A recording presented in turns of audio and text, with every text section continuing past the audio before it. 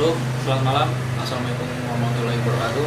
Halo, perkenalkan saya Febianto Mahkogali dengan rekan-rekan saya Lingga Andika Pratama dan Muhammad Lutfi Prawira. Kali ini saya akan mempresentasikan tugas sosiologi komunikasi yang berjudul kasus program siaran yang berhubungan dengan etika penyiaran dalam siaran on the spot Trans 7. Yang pertama, televisi merupakan media yang paling banyak dikonsumsi saat ini oleh masyarakat. Salah satu alasan televisi menjadi konsumsi publik adalah program yang disajikan sangat beragam. Salah satunya adalah hiburan, di mana orang-orang yang sudah banyak menghabiskan waktu di luar rumah, ketika tiba di rumah, mereka menonton televisi dan akan memilih program hiburan. Hal itu dipilih sebagai cara melepaskan kelelahan dari aktivitasnya. Televisi yang merupakan media elektronik audio visual sehingga membuat masyarakat dapat melihat apa yang ditayangkan serta mendengar segala percakapan yang disampaikan secara langsung dengan alat indera mereka. Banyaknya stasiun TV tersebut justru mendorong munculnya persaingan hebat dalam meraih jumlah khalayak penonton melalui program tayangan yang lebih mengacu pada selera massa. Segala daya upaya terus dilakukan stasiun TV guna mendapatkan sebanyak mungkin simpati penonton, termasuk dengan memanfaatkan dunia anak dan remaja.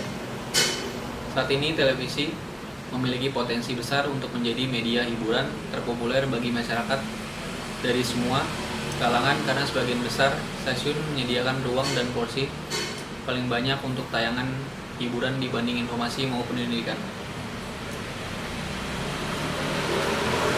Banyak acara hiburan yang melanggar regulasi undang-undang penyiaran maupun konten siaran yang bertentangan dengan pedoman perilaku penyiaran dan standar program siaran yaitu P3 SPS. Akibat kata-kata yang tidak pantas, tingkah laku talent maupun kurangnya pengawasan dari quality control yaitu QC program yang ditayangkan. Kadangkala Komisi Penyiaran Indonesia (KPI) sudah memberi peringatan kepada stasiun televisi yang dirasa melanggar regulasi. Entah mengapa hal ini masih terjadi pada beberapa program televisi. Masyarakat berharap program hiburan ini juga memberikan edukasi dengan cara penyampaian yang santai namun beretika. Dari uraian di atas dapat kami simpulkan, salah satu stasiun televisi yang terbilang cukup lama yaitu Trans 7 dengan program On The Spot. On The Spot adalah sebuah acara majalah berita yang ditayangkan di Trans 7. Awalnya acara ini hanya berformat pemutaran musik yang memainkan beberapa bagian video klip musisi Indonesia, disertai berbagai informasi ringan.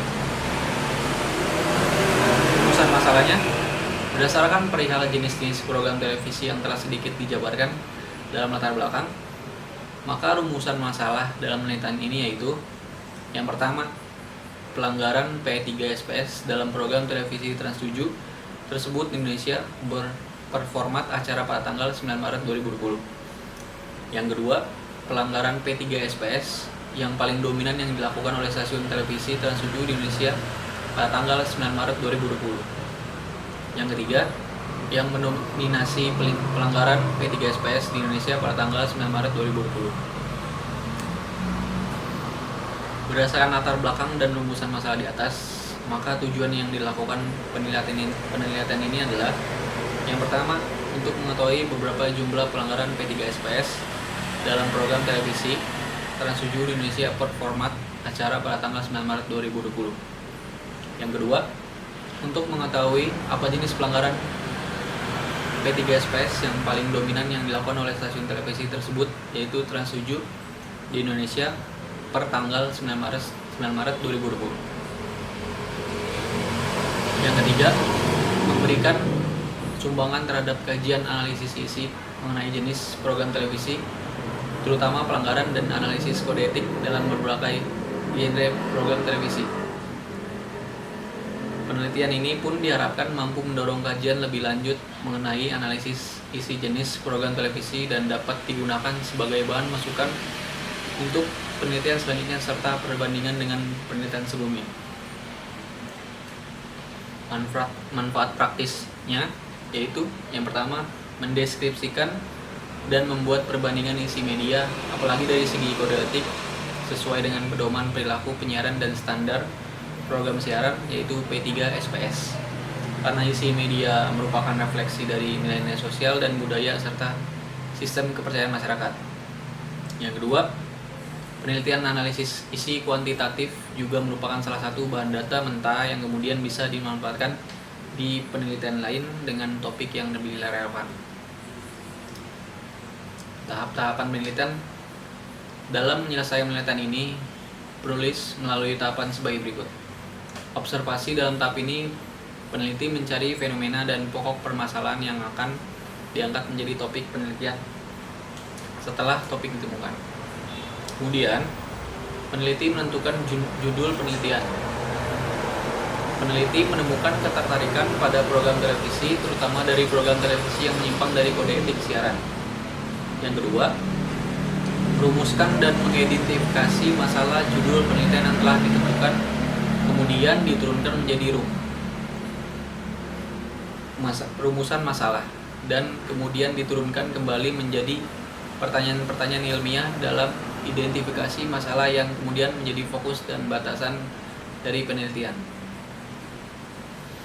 Yang ketiga, pengumpulan data premier yang didapatkan dari observasi yang dilakukan oleh peneliti dan 2 orang coder yang diberikan format penelitian yang sama terhadap masing-masing genre yang dapat dilihat di tabel 1.1 program televisi yang melakukan pelanggaran P3SPS. Sementara itu, data sekunder penelitian didapatkan dari penelitian terdahulu yang dapat membantu kelengkapan penelitian. Yang terakhir, menganalisis data yang terkumpul, kemudian dianalisis kembali dengan cara mendistribusikannya ke tabel frekuensi dan menghitungnya dengan rumus-rumus statistik. Menyajikan dan membahas hasil data yang telah diperoleh, kemudian disajikan kembali dan dibahas secara detail, ditambah dengan pengaplikasian teori-teori yang dapat memperkuat pembahasan masalah dalam penelitian.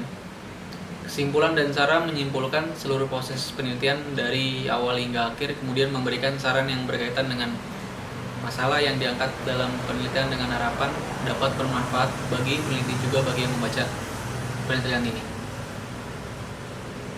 Hasil dan pembahasannya, bahwa program siaran on the spot yang ditayangkan oleh stasiun Trans 7 pada tanggal 9 Maret 2020 mulai pukul 19.30 waktu Indonesia Barat memuat fakta dokumenter dari sumber YouTube tentang kesadisan Tsutomu Miyazaki yang dapat menimbulkan kengerian.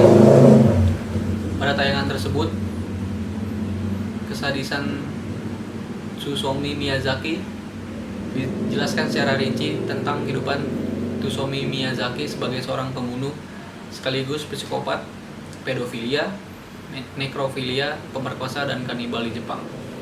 Dalam tayangan dinarasikan latar belakang kehidupannya pada masa kecil yang sering membaca komik dan menonton film-film bergenre trailer, mengoleksi video-video anime dewasa pada saat remaja, dan menonton video porno ilegal di bawah belia usia tahun. Bahwa berdasarkan peraturan Komisi Penyiaran Indonesia nomor 01/PI/KPI/03/2012 tentang pedoman perilaku penyiaran pasal 14 ayat 2, lembaga penyiaran wajib memperhatikan kepentingan anak dalam setiap aspek produksi siaran. Bahwa berdasarkan peraturan Komisi Penyiaran Indonesia nomor 01/KPI/KPI/03/2012 tentang pedoman perilaku penyiaran pasal 21 ayat 1, lembaga penyiaran wajib tunduk pada ketentuan penggolongan program siaran berdasarkan usia dan tingkat kedewasaan di kalayak di setiap acara. Bahwa berdasarkan peraturan Komisi Penyiaran Indonesia nomor 02/P/KPI/03/2012 tentang standar program siaran pasal 15 ayat 1, program siaran wajib memperhatikan dan melindungi kepentingan anak-anak dan remaja. Bahwa berdasarkan peraturan Komisi Penyiaran Indonesia nomor 02/P/KPI/03/2012 KPI garis miring 03 garis miring 2012 tentang standar program siaran pasal 37 ayat 1. Program siaran klasifikasi R mengandung muatan gaya pencitraan dan tampilan yang sesuai dengan perkembangan psikologis remaja. Bahwa berdasarkan peraturan Komisi Penyiaran Indonesia nomor 02 garis miring P garis miring KPI garis miring 03 garis miring 2012 tentang standar program siaran pasal 37 ayat 2.